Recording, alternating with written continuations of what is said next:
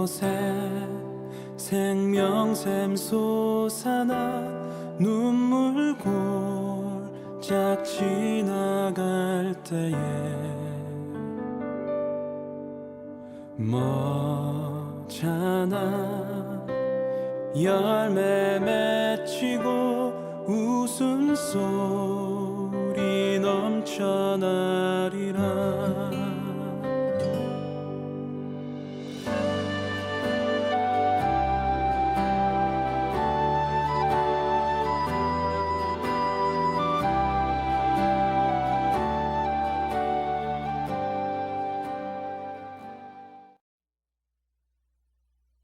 기도 올리겠습니다. 거룩하신 하나님, 오늘 귀한 수요일 밤에 주의 백성들이 하나님 앞에 나와 예배하며 기도할 수 있는 귀한 시간을 주셨으니 감사합니다. 주님, 우리가 각각 가정에서 온라인으로 연결하여 성령 안에서 우리 하나님 앞에 예배하며 기도할 때에 주의 거룩하신 영으로 우리 가운데 역사하사 우리가 하나님 앞에 온전히 예배하며 또 우리 하나님 앞에 합당히 기도할 바를 주의 말씀을 따라 기도할 수 있도록 성령으로 역사해 주시기를 원합니다. 주의 백성들을 긍휼히 여기시고 이 땅과 백성들을 긍휼히 여기셔서 속히 어둠이 물러가고 질병의 공포가 물러가고 이 땅의 평화와 안정이 찾아올 수 있도록 은혜 베풀어 주시기를 원합니다. 특별히 주의 백성들 처한 곳에서 우리 주님 바라볼 때에 주께서 마음의 위로와 힘과 용기를 더하여 주시고 담대하게 하나님이 주신 자리에서 믿음의 삶 꾸려가도록 역사하여 주옵소서. 주 예수님의 이름으로 기도합니다. 아멘. 곳에 생명샘 솟아나 눈물 골짝 지나갈 때에 머잖아 열매 맺히고 웃음소리 넘쳐. 다시 한번 가슴에 기억하며 이곳에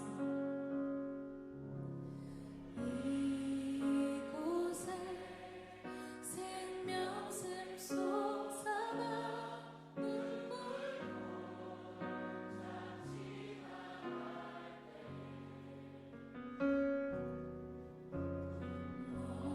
머잖아 열매 맺히고 웃음소리 넘쳐나리라.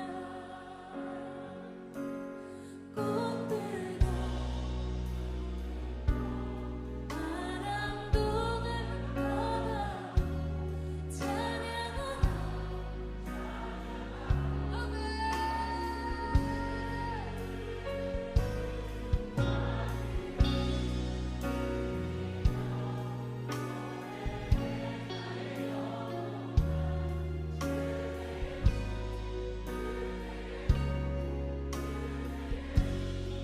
이곳에 생명샘 이곳에 생명샘 솟아나 눈물 골짝 지나갈 때에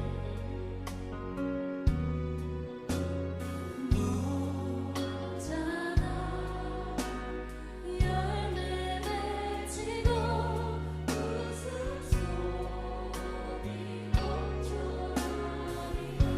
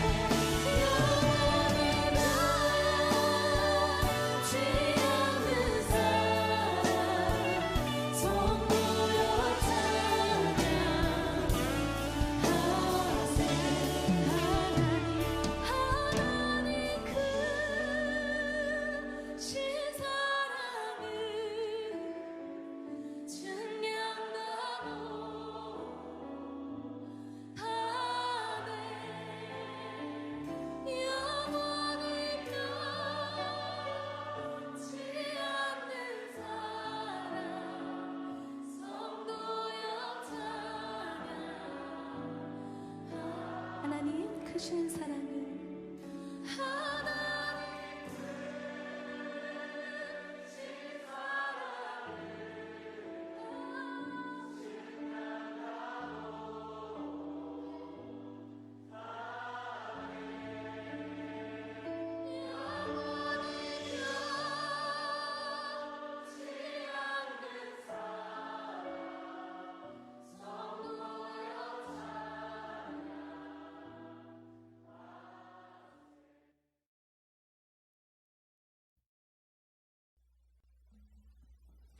오늘 하나님 말씀은 골로새서 4장 2절부터 6절의 말씀입니다. 골로새서 4장 2절부터 6절 말씀 다 같이 읽도록 하겠습니다. 같은 목소리로 읽습니다. 기도를 계속하고 기도에 감사함으로 깨어있으라. 또한 우리를 위하여 기도하되 하나님이 전도할 문을 우리에게 열어주사 그리스도의 비밀을 말하게 하시기를 구하라. 내가 이 일 때문에 매임을 당하였노라. 그리하면 내가 마땅히 할 말로써 이 비밀을 나타내리라. 외인에게 대해서는 지혜로 행하여 세월을 아끼라. 너희 말을 항상 은혜 가운데서 소금으로 맛을 냄과 같이 하라. 그리하면 각 사람에게 마땅히 대답할 것을 알리라. 아멘.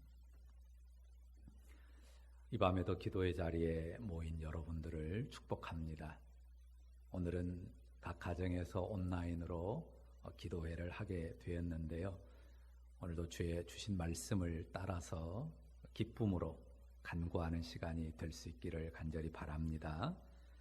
본문 2절 말씀이 무엇입니까? 기도를 계속하고 기도에 감사함으로 깨어 있으라.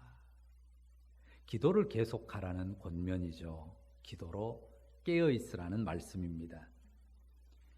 성도를 깨어 있게 하는 것은 기도입니다. 육체의 잠을 금하는 게 아닙니다. 건강한 삶을 위해서 우리가 적절한 수면을 취하는 것도 중요합니다. 우리의 영혼이 비몽사몽하거나 잠들어서는 안 된다는 말씀입니다. 우리의 영혼이 선명한 상태로 깨어 있어야 합니다. 주님을 바라보고 주님 앞에, 주님의 빛 앞에서 행하는 것이죠. 기도를 하나님과의 대화라고 말하지 않습니까? 기도하면서 우리 영혼의 기능이 활성화됩니다. 그런데 여기 본문의 표현이 아주 귀한 의미를 던져줘요. 기도를 계속하는데 무엇으로 깨어있으라고 말합니까? 감사함으로 깨어있으라 말합니다. 기도의 방향을 아주 명확하게 제시해 주는 거죠. 주께 감사 고백을 드리는 것입니다. 영혼이 깨어있는 가장 선명한 상태가 뭡니까? 주를 향한 감사 고백이 가득한 상태입니다. 이 시간 기도 현장에 서 있는 우리는 어떻습니까? 감사가 있습니까? 어떤 감사를 품고 지금 주님 앞에 서 있습니까? 내 생명과 내 모든 삶이 우리 주님의 손에 있다고 하는 사실을 감사하십니까? 주 예수님께서 나를 구속하셨고 내 생명이 하늘에 있게 하셨음을 믿으시죠? 그 은혜를 기억하며 감사하기 바랍니다. 늘 감사의 고백으로 주님을 바라봄으로 영혼을 일깨우는 우리 모두이기를 바라는 것입니다. 감사가 기도의 첫 번째 초점입니다. 그리고 우리가 기도의 경계를 넓혀야 하는데요. 자신과 자신의 가족을 넘어서야 합니다. 바울 사도가 본문에서 골로새 성도들에게 기도를 요청하는데요. 보십시오. 바울과 동역자들을 위한 중재의 기도를 요청합니다. 청하는 기도의 제목이 무엇인지 보십시오. 3절 보세요. 전도할 문을 열어주시도록, 그리스도의 비밀을 말하게 해주시도록 간구해달라고 요청합니다. 복음 전도에 문이 막히지 않게 해달라고 부탁하는 것입니다. 거기 3절 말씀처럼요, 끝부분에 바울 사도는 지금 옥에 갇혀 있는 상황입니다. 그런데 속히 옥에서 풀려나기를 위해 기도하라, 이렇게 부탁하지 않습니다. 자신은 옥에만 있겠다고 하는 말이 아닙니다. 초점을 어디에 두고 있습니까? 복음 전도의 문이 막히지 않는데 두고 있습니다. 복음의 비밀이 드러나는 일에 옥을 나가는 게 더 좋으면 옥을 나가는 것입니다. 반대로 옥에 있어서, 감옥에 있어서 복음의 비밀이 더 잘 드러날 수 있다면 기꺼이 그렇게 하려는 마음입니다. 초점이 복음의 비밀이 더 잘 드러날 것이냐 아니냐에 두어진 것이죠. 앞에서 기도의 첫 번째 초점을 감사라고 했는데 기도의 두 번째 초점이 무엇인지를 우리에게 가르쳐주는, 보게 하는 본문입니다. 하나님이 기뻐하실 일이냐, 무엇을 더 하나님이 기뻐하실까, 무엇이 더 하나님께 영광이 될까, 이것을 생각하는 것입니다. 복음 전파를 통한 구원의 일을 하나님이 가장 기뻐하실 일이거든요. 그 일 때문에 바울이 지금 옥에 갇혔는데, 옥에서 복음의 문이 닫힌 게 아니고 비록 옥에 있는데 감옥 안에서 복음의 비밀이 드러났단 말입니다. 그 안에서 믿고 또 그 감옥 주변에 연결된 사람들을 통해서 구원받고 믿는 영혼들이 생겨났고 그 열매를 경험했거든요. 그래서 풀려나도록 기도해달라 말하지 않고 어떻게든 복음의 문이 열리도록 해달라, 그런 쪽으로 상황이 진행되도록 기도를 요청한 것입니다. 자신이 놓일 수도, 계속 옥에 갇혀 있을 수도 있지만 어느 쪽이 되든 복음의 문이 열리는 쪽으로 일이 진행되도록 기도해달라는 것입니다. 우리가 기도하면서 자칫 초점을 나 자신의 편리함이나 넉넉함, 내 성공이나 영예 쪽으로 두고 그렇게 방향을 정해놓고 기도하기 쉽죠. 그런 걸 전부 배제하라는 말은 아닙니다. 내 삶이 잘 풀리고 내가 칭찬을 받고 영광을 얻는 것이 하나님께 영광이 될 수 있습니다. 그러나 그 반대 상황이라 할지라도 그 가운데서 나타내는 어떤 우리의 신앙의 모습들을 통해서 하나님이 더 기뻐하시고 영광을 받으실 수도 있다는 말입니다. 쉽게 말해서 상황은 내가 낮아지는 쪽으로 갈 수 있습니다. 또 내 모습이 뽀대나지 못한 그런 쪽으로 갈 수 있죠. 쉽게 말해서 내가 자존심 많이 상하고 쪽팔리는 쪽으로, 그런 형편으로 갈 수도 있단 말입니다. 그런 상황을 벗어나고 싶은 게 당연하죠. 모든 사람들의 일반적인 마음입니다. 그런데 그런 처지에서도 먼저 어떤 기도로 나아가야 할까요? 첫째는 감사의 기도를 드리고, 둘째는 하나님의 기뻐하심이 뭘까? 거기에 초점을 두고, 무엇이 하나님을 더 영화롭게 할까? 거기에 초점을 두고 기도해야 됩니다. 내 뽀대와 자존심, 내 성공과 영예의 기준은 내려놓고 말입니다. 주님의 기뻐하심을 구하는 기도를 내가 드릴 뿐만 아니라 그 기도를 요청하고 그 방향으로 나가는 것이죠. 그렇게 기도하고 그렇게 말하고 그렇게 행동하면 복음의 비밀이 반드시 드러납니다. 그럴 뿐만 아니라 우리도 하나님의 영광을 보게 되는 거죠. 4절 말씀은 바울이 그 확신을 고백하는 말씀입니다. 5절 말씀도 보십시오. 외인에게 대하여는 지혜로 행하여 세월을 아끼라고 말합니다. 믿지 않는 사람들을 대하여 지혜롭게 행하라는 말씀인데요. 지혜는 무엇입니까? 거기 쓴 것처럼 세월을 아끼는 것입니다. 이 아낀다는 말이 헬라어 원문으로는 구속한다, 속량한다는 말입니다.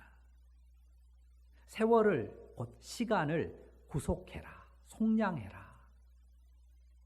내게 주어진 삶의 시간들에 그리스도의 구속을 적용하라.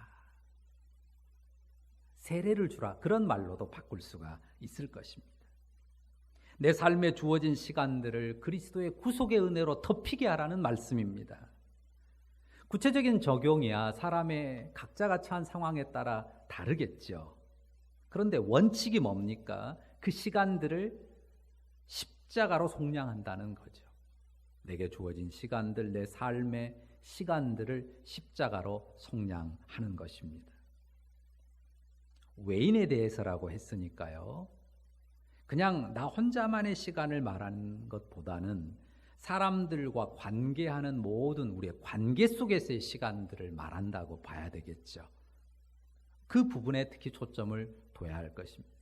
내 혼자서 그리스도의 구속이 적용되는 것도 중요하지만 다른 사람들과의 관계에 있어서 관계하는 시간들에 그리스도의 구속의 은혜가 나타나도록 그렇게 수고하라는 말씀입니다.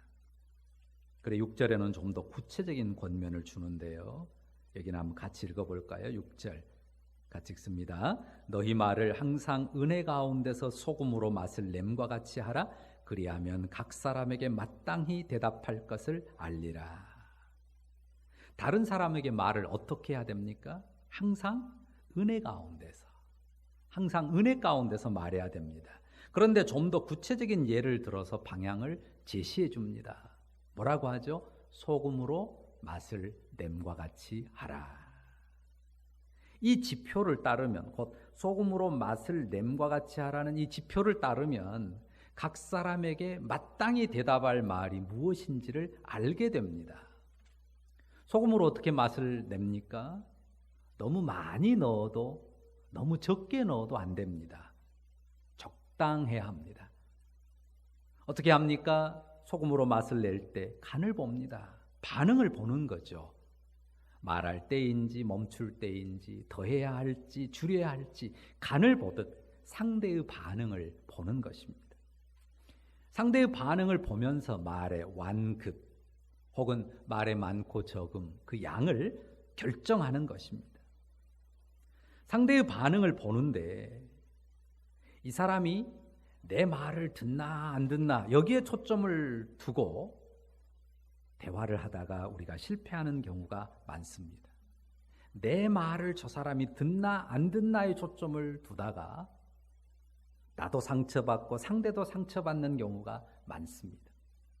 상대의 반응을 봐야 돼요. 그런데 우리가 더욱 보려고 해야 될 것이 있습니다. 그건 뭘까요? 주님이 어떻게 일하시는가? 내가 사람하고 대화하고 사람의 말을 듣지만은 그 대화 속에서 주님이 어떻게 일하시는지를 보려고 해야 됩니다. 자기 열정대로 자기 성질대로 말을 막 쏟아내는 게 아니라요. 내 자존심이 깎이는지 세워지는지를 따지면서 말하는 게 아니라요. 성령께서 이 대화 속에 어떻게 간섭하시는지를 세심히 살피면서 기도해야 됩니다. 기도하면서 해야 됩니다. 성령께서 어떻게 간섭하시는지를 살피면서 기도하면서 말해야 되는 거죠. 그러면 각 사람이 어떻게 대답해야 될지, 각 사람에게 어떻게 대답해야 될지 그 마땅히 할 말을 알게 됩니다. 그 경험 속에서 지혜를 배우게 되죠. 실수도 할 겁니다. 실패도 할 겁니다. 하지만 그런 경험을 계속하면서 성령의 지혜를 배우게 됩니다. 자, 우리 삶에 주어진 시간들 그리스도의 구속으로 그 구속의 은혜로 속량하려고 하는 그 마음의 중심이 중요합니다. 그 중심을 따라 사람들 가운데 행하면서 그 중심을 따라 사람들 가운데 행하면서 은혜로 맛을 내는 지혜로운 사람들, 정말 맛깔나는 인생을 살아가는 우리 모두가 될 수 있으면 좋겠습니다. 오늘 이 밤에 그 일을 위해서 우리가 기도하고 주님을 의지하는 귀한 밤이 될 수 있기를 간절히 바랍니다. 기도하겠습니다. 주님, 우리가 하나님 아버지를 모시고 하늘 아버지와 기도로 교통하며 살게 하심을 감사합니다.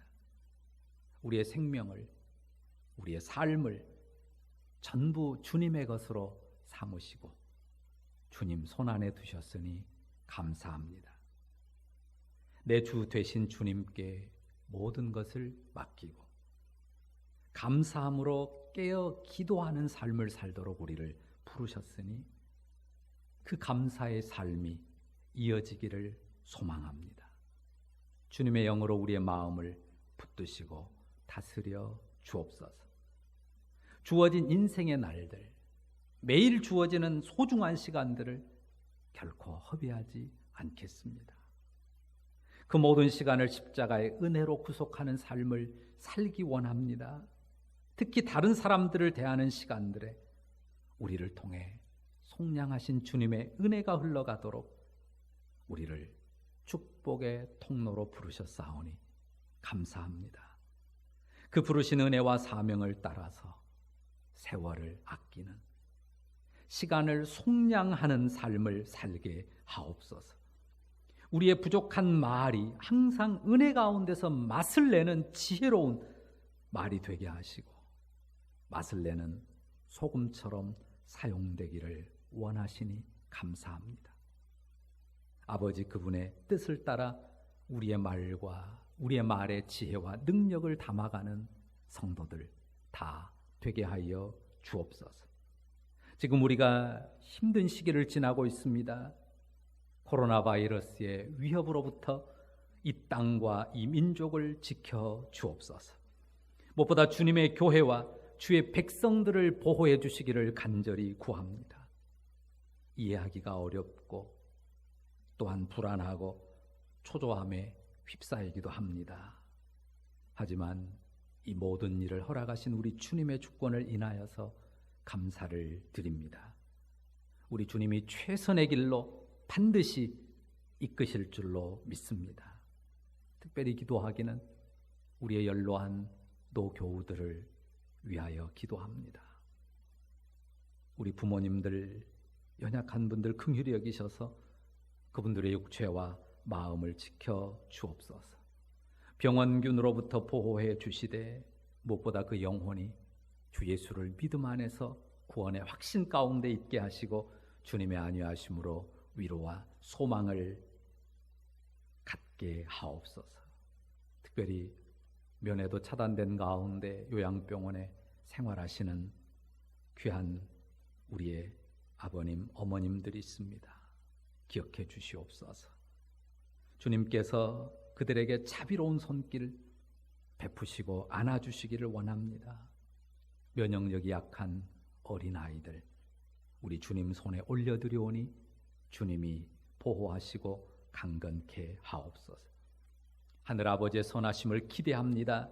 감사합니다. 주 예수님의 이름으로 기도합니다. 아멘. 자, 이제 우리 각자 기도하는 시간을 갖도록 하겠습니다. 오늘 주신 말씀대로 첫 번째, 우리가 감사함으로 기도에 깨어 있을 수 있기를 위해서 기도하십시다. 하나님, 흉흉하고 어려운 시대지만 또 어떤 상황에서도 기도에 감사함으로 깨어 있게 도와주십시오. 기도하기 바라고요. 두 번째로는 이 코로나 사태로 인한 이 혼돈 속에서도 전도의 문이 닫히지 않도록 기도합시다.